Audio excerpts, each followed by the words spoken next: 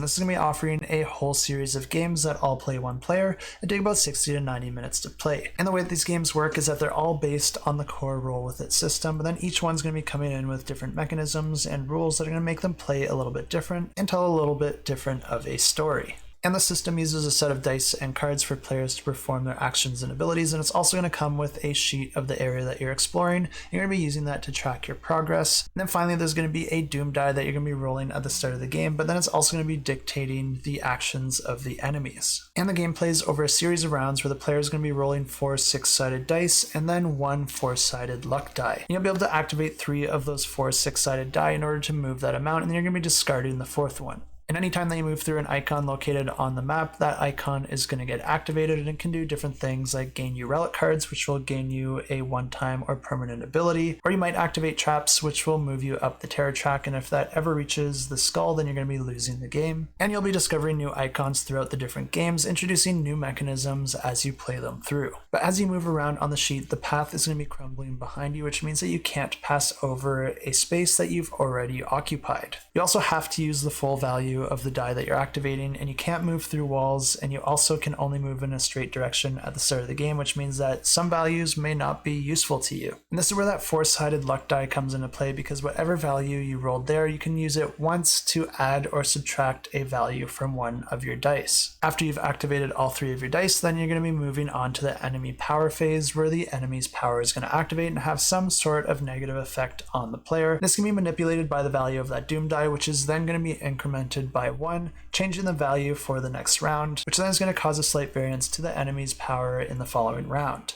And if you're able to complete that map's objective before that terror track reaches the end, then you win the game. And if you're interested in this one, you can check it out and all the different modules that are going to be offered in the link to the campaign in the description below.